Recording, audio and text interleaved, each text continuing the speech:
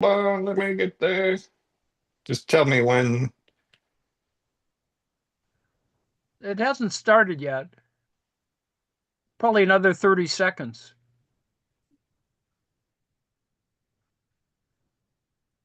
Okay? Not Okay. starting yet. Oh, It, it's still asking me whether I have, and now it's putting me through a CAPTCHA thing to look at stoplights for some stupid reason. uh,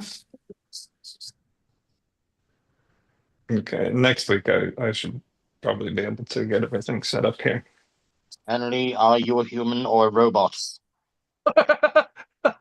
Oh, Happening now. We're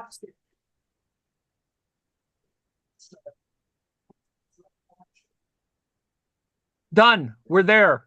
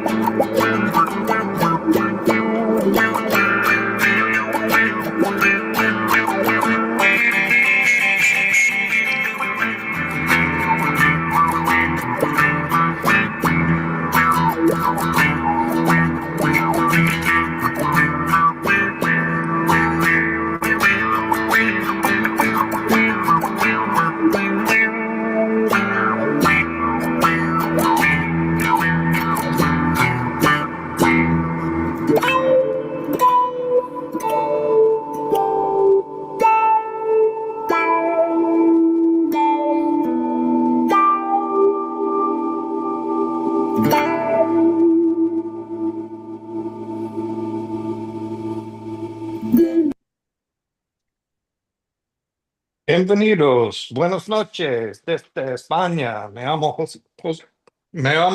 Joespaña. I'll be your cook this evening. Welcome. Good evening from Spain. My name is Joespaña. I'll be your cook this evening. I'm joined by Ann Lee, a retired college professor and a community member at the Daily Coast. She's a member of the National Council of Independent Scholars and is a contributor to the book, The Political Economy of Art, Making the Nation of Culture. Evening, Ann. Hey there, Joe. Looks like artichokes for supper. Oh, yes. They've been taunting me from my rural walks I've been taking out in the countryside. We're staying in a little village, and I've just been appreciating the growing seasons here, much different than the brutality of Norway. So the beans are ready to come out. So many things are growing at knee length already, and artichokes in this region around the Mediterranean are kind of perennial. They're always in season, it seems. Big, big thistle. Yeah, big thistle. And I've been struggling to, well, I've been dealing with the fallout, no pun intended, of our visit to Nagasaki, having several nightmares of being bombed in a Holocaust situation. Just the Uh, tremendous impact uh, of what mhm. we saw there, the historical record, the actual reality of things, and just thinking about this mass death and continuing with the Israeli ethnic cleansing and genocide going on in Israel on the opposite side of the Mediterranean from me, where also these artichokes are growing and are Mm. a big part of Jewish history. And they're thinking about the expulsion of the Palestinians, the diaspora, the Jewish population, the Mm. ghettoization, uh, this never again idea, but I guess it's never again for certain populations. Uh, in 1555, I believe. In Rome, the Jews were concentrated in the ghetto, and one of the popular dishes that they had were fried foods of all kinds, but particularly fried artichokes. I thought I would make a fried artichoke dish with Yum. a Spanish sauce of romescu, which is a old fisherman's sauce that comes from the Tarragona province in Catalonia, north of us here in Valencia.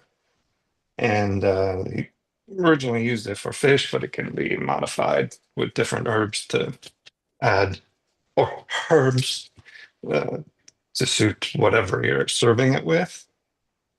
And the romescu is basically roasted tomatoes, roasted paprika, red pepper. These reconstituted, smoked and dried ñora, pimiento, their regional pepper that gives Okay. paella and several sauces or base dishes. It's a base of many dishes in this region of Spain. Roasted pepper, and then you can see them down there. There's almond meal, Yes. and dried bread to thicken it up. So we'll roast all of these. Although I'll be honest, the kitchen here is not fully equipped, so I don't have everything at my hands. So I'm going to cheat with the peppers because they're going to take too long. So I've got some already roasted red peppers. We'll roast these. I have the reconstituted ñora pimiento. We'll scrape these out. You scrape the seeds away, and then you scrape the flesh and use the flesh and not the skin. And the other cheating factor, because I don't have anything to grind, I don't have a mortar or pestle, so I've got some almond meal already to thicken it up. Okay. And then you've got cilantro, which is Well, probably why Walt's not here. yeah, well, I was holding off. I was keeping the cilantro tucked away in the refrigerator, so it isn't visible, just in case Walter shows up. Everything will be cool, and we'll see how Coriander. I'll taste. We'll taste it, and then see where we go from there. There we go. But I would like to share one article. Everybody see this? Okay. 972 magazine the other week released this article discussion with soldiers from Israeli IDF. Basically about Gaza, render it unusable. Israel's mission of total urban destruction. While airstrikes account for mass casualties, bulldozers and explosives are flattening Gaza from the ground. What soldiers say is a systematic campaign to make the strip unlivable, a joint investigation reveals. Just one full quote here. Why a soldier who recently returned from reserve duty in Rafah described the Army's demolition methods to 972 magazine and local call. Quote, I secured 4 or 5 bulldozers from another unit, and they demolished 60 houses per day. A 1 or 2-story house, they take down within an hour. A 3 or 4-story house takes a bit longer, he said. The official mission was to open a logistical route for maneuvering, but in practice, the bulldozers were simply destroying homes. The southeastern part of Rafah is completely destroyed. The horizon is flat. There is no city. It's really hard to grasp what is just this ongoing, relentless campaign. Well, it's no different than the resettlement campaign, right? I mean, Mhm. they just go in and flatten Arabs, Palestinian settlements. Mhm. I mean, it's pretty much all the same bulldozer stuff, right? That we've Mhm. seen throughout Yep. history. Yep.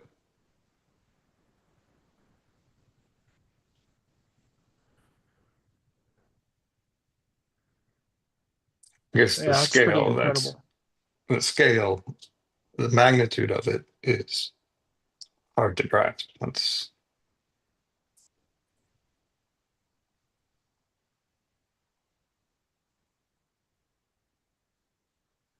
That's an interesting image. Mm. I mean, in other words, if you scan over it, it shows you the degree of devastation. Yes. I'll post that in the chat later on. Okay, I put the link in the chat, our chat. Okay, So. cool. All right. Well, I'll commence to. Oh, so what do I do with the artichokes? We're gonna fry these suckers, and first we've got to shed the harsh leaves, cut the top off, and then whittle them down to virtually nothing. Maybe save the stem if these aren't quite baby artichokes. It depends on what type of artichoke you have. Some don't have any choke, but these ones do. This kind of soft velvet part of the flower. So we're going to have to cut these in half and dig it out. Sometimes you can clean them, fry them. We're going to have a two-stage frying in order to get it crisp. So uh, the first, some people will fry them first with the choke in, and then after the first fry, dig it out because it's easier to excavate the material. But I think we're just going to cut them in half, dig them out, and then fry them up. And we'll see how hard this stem is, whether I'm going to save it or not. But similar to broccoli, you can just take out the outer part of the stalk, and there's a nice tender heart in the middle of those. But that's it. Okie It's all dokie. yours. Well, we should just begin then. Begin with Take the your time. beginning. Take your time. It's gonna be a Well, while. no, I know there's a lot of stuff to prep there, but I'm looking forward to it because we've got all those things that we the kind of things that are difficult to get in good supermarkets. You know, better tomatoes, undoubtedly better artichokes. Uh, even the cilantro is probably better. Anyway, tough week. All kinds of stupid stuff happened this week, and I hope people have been paying attention. There was another of the sort of bullying of the guest visit by the South African president this this week. It was another setup, essentially organized, of course, by the White House, but and quite weirdly organized. Trump managed to get some of his favorite South African golfers to show up, Ernie Els, for example. And it had a grouping of folks. Trump has this thing where he figures that if he can get all these famous people together, that good things will happen because they're just all celebrities and it'll all work out well. The reality, of course, is quite weird because at least one of the people, the richest guy in South Africa, not Elon Musk, although Elon Musk was at this meeting, weirdly enough, he's tended to lay low for the most part, not talking about government things, but rather worrying about his companies.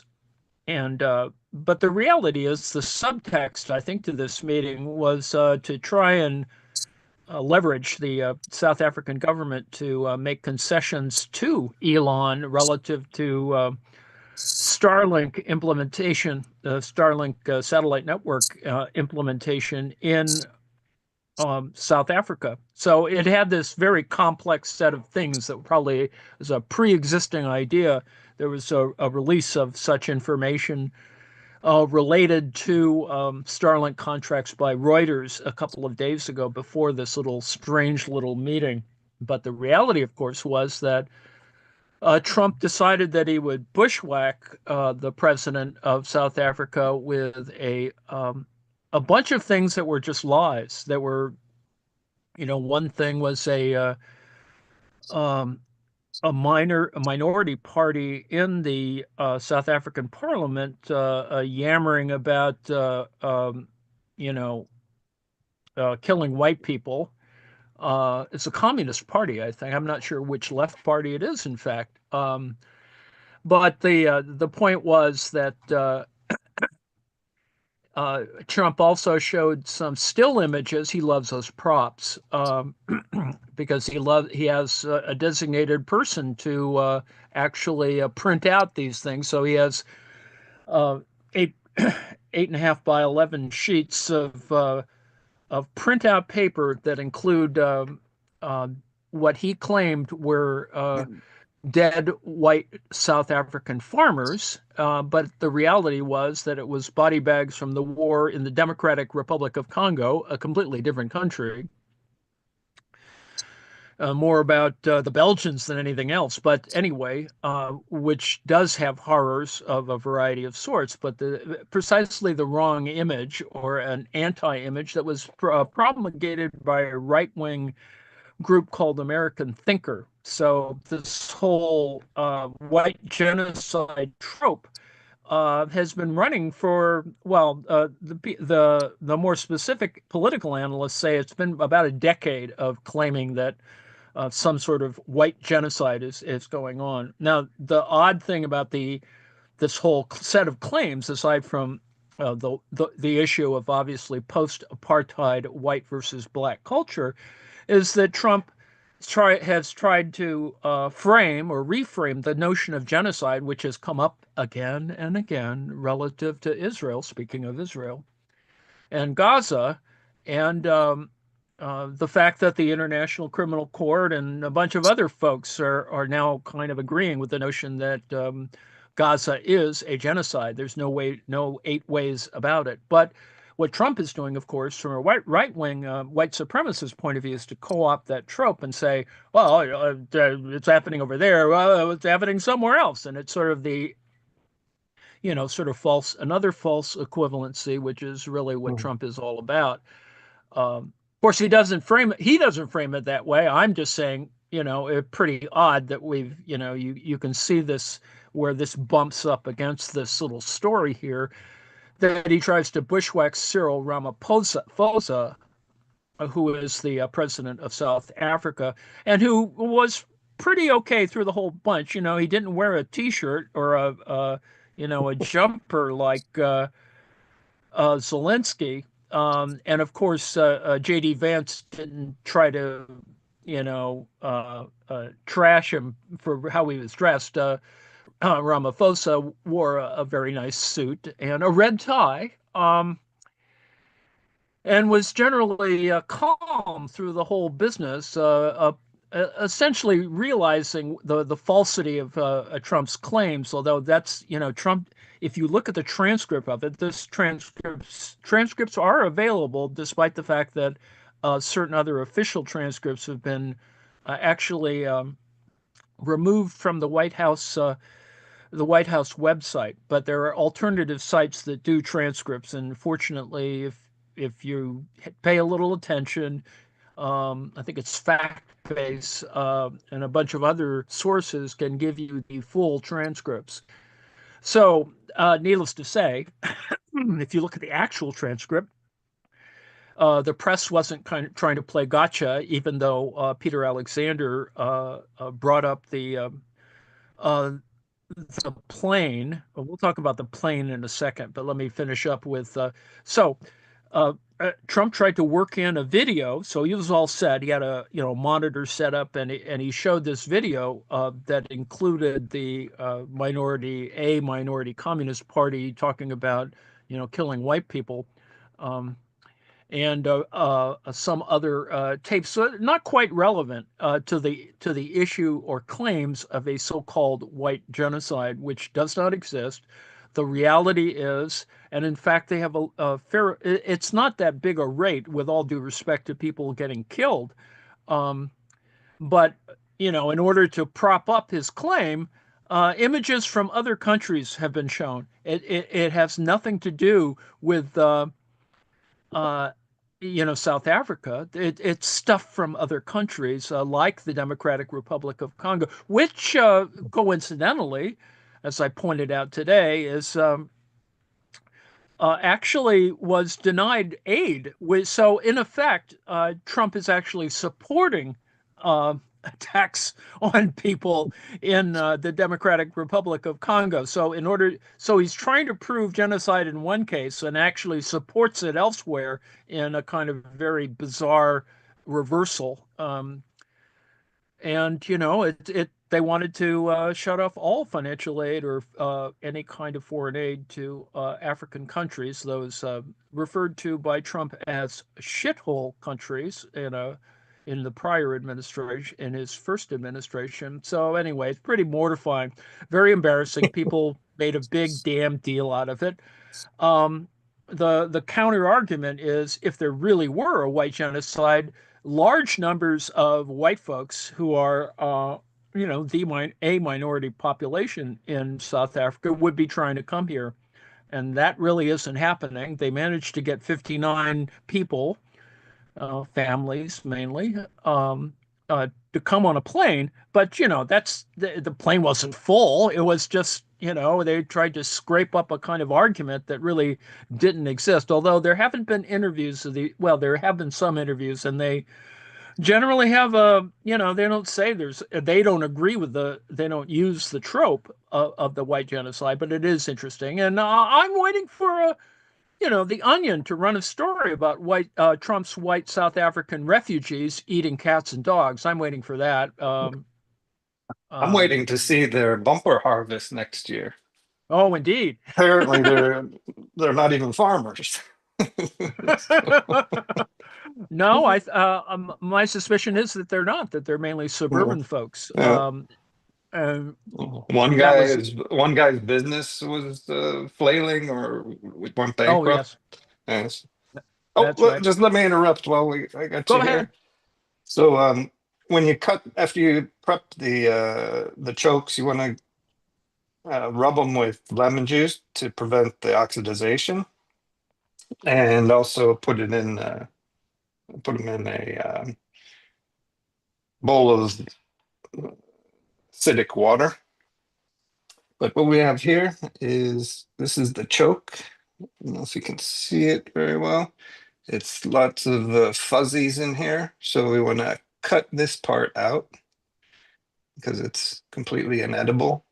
But we don't want to leave. We don't want to take too much away, so that we cut in deep into the meat of the artichoke heart. We'll do that, and then we'll get to frying. Excellent. Yum. Well, to finish off the little story here, aside from a room with the rich... Oh, go ahead. Carry on. Yes. The fuzzy things. Very fuzzy. Fur-like stuff. You can use a melon baller or a spoon.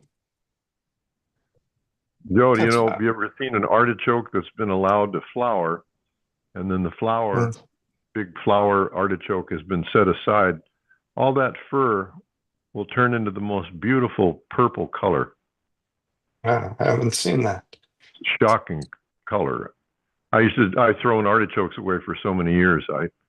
I'd never seen it before, but in France, my friend over there, she just lays them around and lets them dry, do their thing, and they sprout into the most amazing purple, little tiny zillion flowers.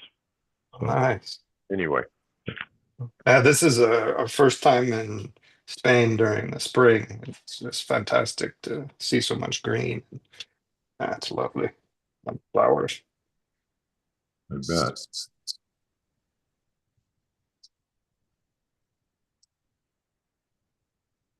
Well, it's hard to segue to images, and I won't share them with you, of Death. humanitarian workers moving dead victims from the war with the Rwanda-backed rebels of the Democratic Republic of Congo. But that was the images that Trump used as a prop. It's just a weird that, it that actually selecting that out actually revealed that Trump was responsible partially for that kind of activity. So it's kind of weird, a weird kind of reversal of that idea. But as I said, the main thing is that Elon Musk wants to dominate telecoms in South Africa. And one of the ways to do that, of course, is about getting the rights to spectrum in over the country of South Africa, in order to get your satellite network to work out. And it's about licensing. And Elon claims that because he is not black, that he's at a disadvantage for getting a franchise there. And it's just there's another story, in other words, going on. South Africa was going to offer Musk a Starlink deal before this meeting, and who knows what's going to happen now that it's kind of very weird. So it's a much deeper story, and that the word genocide has been misused in this particular context. Quite strange. So there was a subtext to this little story where Trump tries to bushwhack the president of South Africa, who managed to get through it by just saying, it's really not about genocide. It's just about crime. And yes, we do have a lot of crime. There is a fair amount of crime in South Africa that has very little to do with race. A significant amount of racial violence is mainly black on black, well, however you want to call it. Simply, it's not about race. It's just about crime, economic crime, one way or the other. And of course, as the president of South Africa said, we're pretty big and rural country, and stuff happens, that you have gangs and other kinds of activity that go on, and it's a little out of control, and there is chaos in a BRICS country in that particular context. So that's one of the where we are after a couple of days of craziness. And of course, the South Africa thing was meant to distract you from the Trump meme coin dinner that occurred. And in fact, I won't show a copy of a picture of the plate. It's a pretty awful looking dinner. They claimed that it was a filet mignon, but it looked pretty sad for a filet mignon, with all due respect to our meal tonight. No, it had terrible looking carrots, and it was just an awful looking plate for however, the $1 million or whatever, essentially, you were buying a place at the dinner.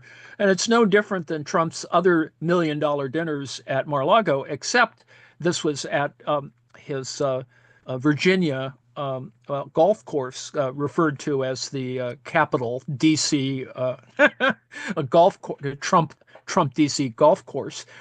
And anyway, the point being, of course, that 200 of the most favored meme coin investors, of which 56% were foreign entities of one kind or another, attended this dinner, including a couple, or at least one person who was under indictment. Several probably are under indictment. And of course, there were some famous people, and even a Kardashian adjacent showed up to the dinner, and but the guest was not public because, as the press secretary, Trump's, Baghdad Barbie, she said, well, it's personal time or private time for Trump. Well, the president of the United States doesn't really get private time in that particular context. But anyway, that was her claim that, this thing was going to happen. A bunch of them were going to get VIP tours of the White House today. I don't know if that really occurred or not, but that was the promise of you're putting in X $1 million or buying meme coins, which are not the same as his other crypto entities. This was pretty much a way for foreigners to get access to Trump without having to go through foreign agent registration or any kind of other thing that would make it accountable. So all sorts of folks like quasi criminals get access to Trump. So that happened last night, and there were there was local protests. People at the gate from Virginia and D.C. and Arlington, etc., or Alexandria. I mean, showing up at the gate to protest this peculiar little private funding activity for Trump. We will discover, ultimately what this was worth. But we also know that he's had several of these types of $1 million a plate kind of events at Mar-a-Lago, which isn't under those kinds of constraints. So the claim by some people, it's referred to it as a crypto dinner, is just as corrupt as you thought it probably was, and it was. And that was a kind of distraction against the African thing that happened earlier in the day. So there's a lot of things going on at the same time. Now, he might refer to that as being busy. Not any real governance occurred. I mean, you got this little smash and grab kind of thing, and then a terrible dinner. And collecting money. And that's pretty much what happened. No actual governance occurred. And of course, this was just after, by a vote of 215 to 214, the big, beautiful bill got passed. Fortunately, out of the House, it's going back to the Senate. And hopefully it's going to get carved up there, because I think some people are really tired of the foolishness of this all, particularly the attacks on things like Medicare and trying to sneak other things in. I think part of the bill is the lifting of the $200 fee on, I can't remember if it's $200 that they reduced it from $300 to $200, or took $200 out to make it $100. The registration fee or the application fee or whatever the hell it is for to license your suppressor for your rifle or pistol, that is silencers. I will mention, just as an aside, because I happen to know, I keep track of this stuff. Donald Trump Jr. owns a stake in the nation's, I think, the largest silencer maker for rifles in this country. So yes, it does seem a little unethical, but, somebody has to complain about it, aside from here. So that's happening. So yes, the big, beautiful bill went out of the House and has gone to the Senate, and hopefully there will be smarter people at work. We've heard, of course, over this past week that Elon was really not liked by the Trumpers. There's clearly the Trump staff has issues, including the Secretary of the Treasury, I think, is particularly annoyed using the F-bomb many times in conversation between the two. So there's that. And needless to say, Trump's total net worth is probably expanded several times over by Trump's crypto stuff, where not only is it just simply a pump and dump, but as you can see with the dinner last night, it's another means by which money can be hidden, or favors can be granted relative to payouts, extortional payouts, which another of which occurred today with Tim Apple. You recall Tim Cook, CEO of Apple. Trump tried to hold him up, shake him down, or whatever, hold him up, shake him down today with the cost of Apple iPhones. So there's a little kerfuffle going on there. So I guess you could say 25% he's tariff, huh? yeah, he's going to make your damn, iPhone really expensive if you want to buy a new one. So I think, people would be probably wise to put off buying things until this gets squared away a little bit better. iPhone, That's designed in California, made in China, only available abroad. indeed. That's the deal. This whole tariff business is really causing trouble for poor Trump. Well, poor Trump, poor Americans. We're getting screwed again by a monkey business with the tariffs. We won't get into a Oh, long thing. one interruption here. Oh, I go ahead. I don't have anything to grind like mortar and pestle. So if you don't have a garlic press, a mortar and pestle, anything that kind of microplane, whatever, you can use a fork and just go over and over and over on a cutting board with whatever you're trying to grind, whether it's garlic or ginger. So we'll try There to you get go. this as fine as we can. Tar, Looks like we got the tar decent level roasted pepper, pushing. tomatoes. Ooh, nice.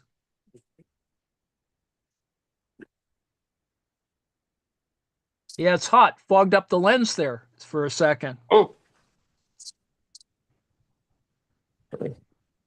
moisture.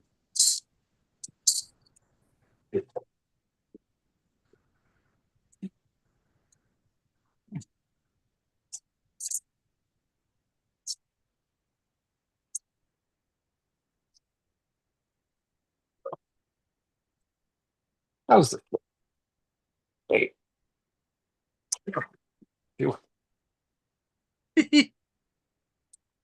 So we've got the first fry.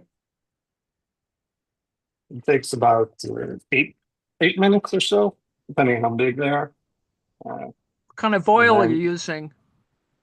is olive oil, a mixture of a little extra virgin and probably a blend of different olive oils, but no sunflower oil. So it Okey doke. should give it a lot of flavor.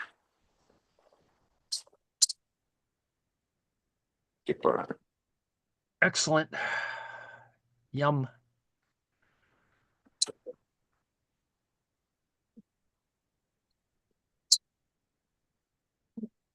You're working at pretty late an hour, although Spanish time is like that anyway, right? Is eating late is Yeah, de rigueur. you will see people out in restaurants at 11. 11, Mhm. the kitchen's closed normally. Right. Okay. Fry it quite beautifully. Yum. So we'll just let them sit for a bit and then give them a second fry. Just What time? What time do the bars close? Oh, I don't know anymore. 3, 4, maybe. Mm. New York type time. Yeah. Yeah. And then you got to understand that it's pretty oppressive during the day, temperature-wise. So you can't do anything until after 5 p.m. And then it's only warm in the middle of summer, Sie- anyways, in the middle of the night. siesta time, whatever. Mm, So that yeah, is.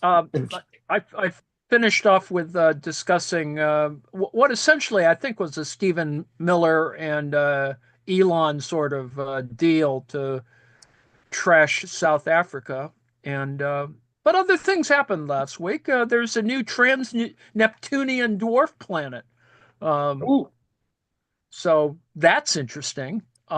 In other words, there's this like little planet that comes around, it has a wide arc. So there's something um, orbiting a moon that orbits Neptune, but only so has this huge orbit that goes outside of the solar system and then A comes back small, in.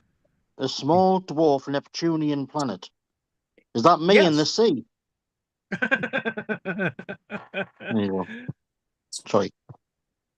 Bit of But self-deprecation from. the Kuiper Belt or whatever the hell it is, a lot of strange stuff out there. That's partially why they've, I think, been able to figure this out. Also with the new telescopes, so that's been fascinating. I mean, in terms of the stuff that's going on outside the planet. Otherwise, all the same people are doing all the same stupid things. You know, uh, Vaccine foolishness relative to the House and Human Services area. Um, uh, the Treasury Secretary is just, as far as I can tell, is actually an idiot who's somehow. I mean, he's not that much smarter than the guy in charge of transportation, whose claim to fame, I think, is that he was on Big Brother or some one of those reality programs. So strange how many people are TV stars, but really can't do anything else in the Trump cabinet.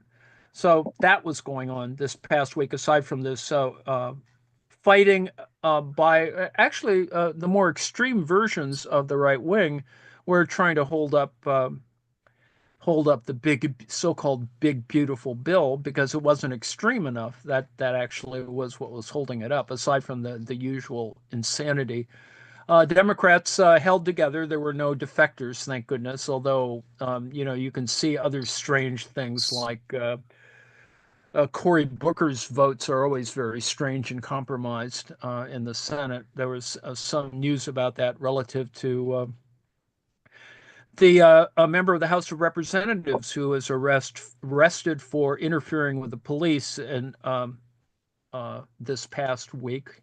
Um, so yes, so the life is as usual. Some of the same people are insane. Marjorie Taylor Greene doing insane things. Kristi Noem being equally insane. So that's kind of, and then as Susanna mentions in the chat, it is terrorizing international students at Harvard, and not just at Harvard. Other universities have also been terrorized, but this was a particular version of it in order to try and leverage Harvard to root out or make some ideological thing that goes on. I assume what they can do, and which will be even more amusing from an administrative state, which they're trying to, deconstruct, as they say. They might probably have, international students will have to sign an affidavit that they are not members or affiliated or consort with this listed whatever group. It'll be very similar to the loyalty oath that still exists in some states' employment practices in the United States, the so-called loyalty oath. So I would assume that would be one way of getting around that issue. And aside from the fact that it's another shakedown of Harvard, not that we care that much about how Harvard is shook down, but the reality is that the rules are being applied against international students elsewhere at mainly major research universities. This is part of the plan to cripple essentially public research, public support for research at one level or another, including those that universities that receive federal grants, and it's just more of the same foolishness. And we don't see any of the MAGAs kind of regretting that they did this. There's still far too much cheering of making the libs cry thing, when in fact it is destroying. Some people refer to it as losing a decade of research, and it is pretty weird. So that's happening as well. The ramifications for that could take years to it's kick just in. I mean, it's just it's destroying outrageous. certain frames, and certain sectors of research are going to be destroyed for a Mhm. decade. And God forbid that there's a pandemic. The next pandemic could reveal even more terribleness. Now, we were sort of lucky during COVID, not really that lucky because of the incompetence of the first Trump regime, but the fact is the second one could be even more crazy. And, there's stuff still happening. The pandemics don't take, time off. I mean, there still is sort of a simmering bird flu out there and a variety of other crazy things. So that's happening. Um, uh, Amidst other craziness. I mean, you have other states that have issues and other. Well, let me make a few comments on the international scene. Trump threw up his hands and said he doesn't care anymore about, involving himself. It's always about him anyway, in the negotiations for any kind of peace deal. And so Trump, while not admitting failure, did fail and has failed for time immemorial now on whether he could end the Ukrainian-Russian war in 24 hours. He's had a bunch of months to over 100 days to eliminate that. And amidst all that, I'm sure we're going to share diseases with the rest of the world, needless to say, in terms of his negligence. Measles will probably jump from the United States to someplace else at some moment. That's getting ahead of our little story here. In the Ukrainian-Russian war, the Russians still insist that, and finally gave up on trying to create any kind of ceasefire. So there won't be any ceasefires in the near future, and we're going to have more um, mayhem. Russians have made a quote unquote little progress, but they keep claiming they've made a lot of progress. Not really much progress. They make a kilometer here and a kilometer there, and really it is not a lot of advancement. Although it's true that the Ukrainians aren't moving back into Russia really fast. There was a strike by Ukrainian special ops 80 kilometers into Russia a day or so ago. It's not much reporting about what they did, but the fact is that they're still doing stuff. And the fact that they sent a special ops team over the border is actually kind of interesting. Aside from this continuing drone warfare continues. It's not given up. Russians have better drones now. The Russians are updating those Iranian drones that they got, so they're they have better engines and slightly more armament, and there's the usual idiocy about air transport, and there's side stories that are interesting. The Ukrainians have knocked down at least two of the AWACS planes, that do all the intelligence, surveillance, and reconnaissance flights.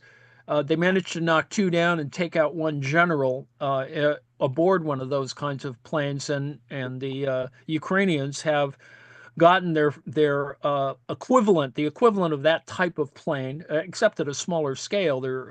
I think they're Saab aircraft, similar to the Saab, what is it, 840 or 340. And they were transferred to the Ukrainians. So there's a better operational, control for F-16s, et cetera. Another F-16 got lost, although I think the pilot was okay. Some technical problem that wasn't shot down. It had already shot four drones down, and somehow by the time the fourth one was down, something happened, and they had to lose another plane. So it's only 3 out of whatever 60 to 80 F-16s, so that's happening.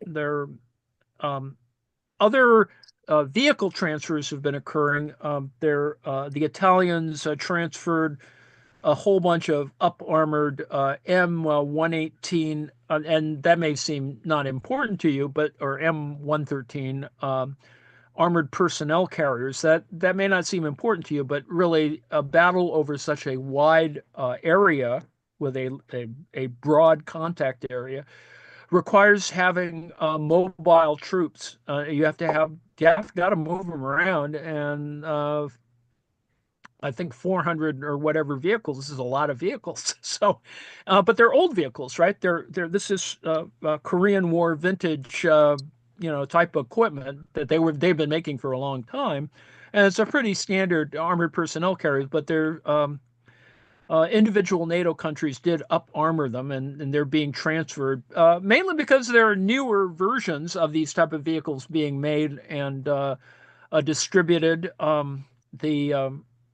may have mentioned it before that there's a bunch, I think it's 100 Abrams tanks, the M1A1 early model from Australia, are being sent to Ukraine. So, but that's been yacked about. These things have been talked about for a great deal. But equipment's getting transferred. All that stuff sort of happens. So that's kind of happening. We're getting close to talking about the calendar, and as usual, I didn't look at the schedule very closely, but I'm hoping that John is around to talk a little bit about tonight's night gallery, to talk about Sunday's Star Trek Next Generation, and that Susanna is here to. Let's try with Susanna first, if she's ready to talk about Killers tomorrow night. Hi. Yes. Hi. Thanks. Thanks, Anne. Hi Yes. there. So, hi. So we're going to partner with next Tuesday's short story group, which meets weekly at 7 p.m. on Tuesdays. Next week, they'll be reading and discussing Ernest Hemingway's 1927 short story classic, The Killers. So tomorrow night at 7 p.m., we're presenting the 1946 acclaimed film noir classic, The Killers, based on that short story. And Ernest Hemingway considers this one of the best film adaptations of his stories, and it stars in their breakout performances Burt Lancaster and Ava Gardner. Ooh, nice. Hey, Susanna, Yes, are you going to be able to include Eddie's intros? absolutely. In fact, it's appended to it. Absolutely. Awesome. It's really great. Mhm. Excellent. And as I've lobbied before, and I hope we'll be able to eventually see the 64 version of the remake, which features Ronald Reagan. And it's just a shame no one saw not enough people saw that when Reagan was running for governor and for president. But anyway, no one ever saw it enough.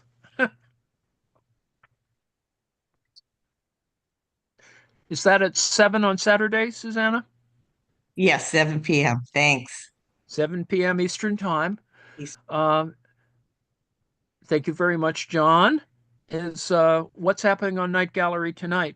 Yes, well, tonight on Night Gallery, we have episode 3, story number 1, which is called The House. And it stars Joanne Pettit, Paul Richards, and Steve Franken. All right. Okay, And looking forward to that in almost half an hour, a little over half an hour at the bottom of the hour. yes. And did you want me to talk about Star Trek as well? Oh, please. Oh, please. Well, I won't say a lot, except that it's outrageous, Sam. All right. It's called The Outrageous Okana. Oh, that's a good episode. It's actually well, as they say, a funny episode. Yes. Yeah. Yes, so that is 4 o'clock on Sunday, Eastern Time. Alrighty. And I've mentioned before, weekly marks will be. Oh, go ahead. Sorry, I should say it's the guest stars Billy Campbell, Terry Hatcher, and Joe Piscopo. Indeed. Yeah. Yes, Terry Hatcher before she became a Bond girl or whatever. Yeah, but wasn't she on The New Adventures of Superman. Yes, s- Lois Lane. Desperate Housewives? Oh, yes, that too. Indeed. Indeed. Okay, that's sort of stuff coming up. I don't know if Lane wants to talk about more Beatles on Sunday night. I'll just get Paul.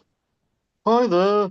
We're going to play episode 4, and it's about when we got back to England, after we've been to America and sort of taken it by storm. So when we get a bit arty-farty with our writing and stuff, and our songwriting really developed in the next episode. Are, Yeah. are, All right. are we at the point in the narrative where was it John claims that they're bigger than Jesus? I can't remember. I Yeah, think we're that just happened about to early get on. there, I'm afraid. Caused a Oh lot of fuss, Lord. lad, but we're just Oh about to get there. Lordy. He said, back in Britain, we're bigger than Jesus. And actually, that was the point. He wasn't, I'm not saying I'm better than Jesus. I'm not saying as a person, Jesus was a bad man or anything. I'm just saying in Britain, more people, more kids come to see us than go to church and see Jesus. For stating a fact to a woman, and it was out of hand, and it's all turned into this. Yes. Well, I think that's it for scheduling. 2 p.m. We've been tuning. Last week we tuned in on the Class Unity course that had its first meeting on, and you should feel free to come to either us or register for their little thing. It's all free on the war economy and some interesting stuff, actually. Some certain ideas that are actually kind of important. The Class Unity folks are interested in that. The last course they did was on the 2008 financial crisis. Actually, quite interesting, especially including Michael Hudson's work. On Saturday at 2 p.m., I will be finishing off, I think it's chapter 24. It's been so long, the second half of chapter 24, the 2024 new version, new translation of Karl Marx's Volume 1, Capital. And so we're going to do that just because we're almost to the end. Got to figure out what we're going to do next anyway. So there's that. Yes, we have other things. And Susanna mentioned the Tuesday reading group, the Red Hour. And please come around for that at 7 p.m. Eastern Time. All of the dis and dat information little sessions are being done at 4 o'clock, but we record them so you can find that at the YouTube channel. And let me return back and if Joe wants to close on the Well, dish. yeah. So we incorporated the Ñora with the Ñora pimientos into a romescu sauce, which is roasted tomatoes, roasted paprika, breadcrumbs. Oh, I didn't put any breadcrumbs in this time because there was the almond meal made it creamy enough. I think I got it pureed. As well as I could. Yum. And then we've got crispy fried artichokes to dip in the sauce. Yum. And these were fried twice. So you fry them on a low heat first for about 6 to 8 minutes. 10 if they're really big ones, or if they're whole, and then finish them off for a few minutes a little later. Salt them. Nice and crispy and incredible. Very lovely dish. Yum. Joe, Oh, yes. I just want to say that I'm gonna feel a lot better when you get back to Norway and you start speaking American again. Well,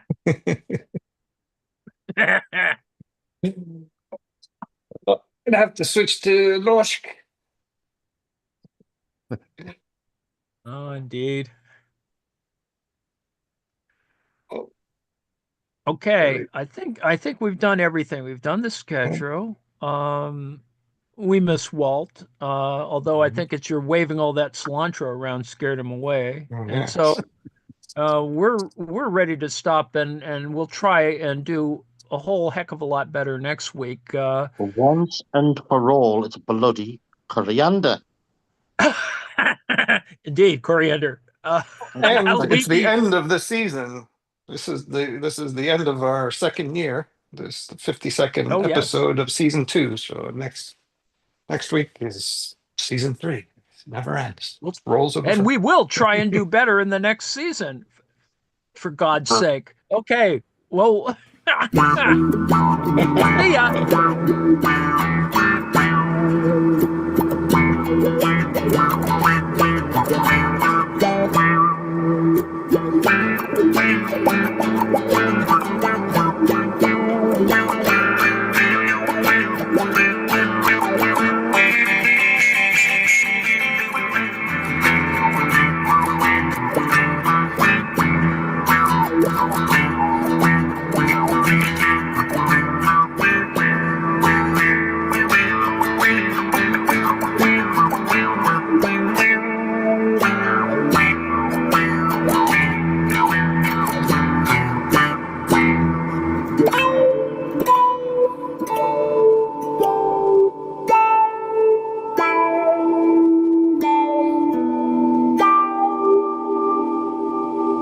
Bye.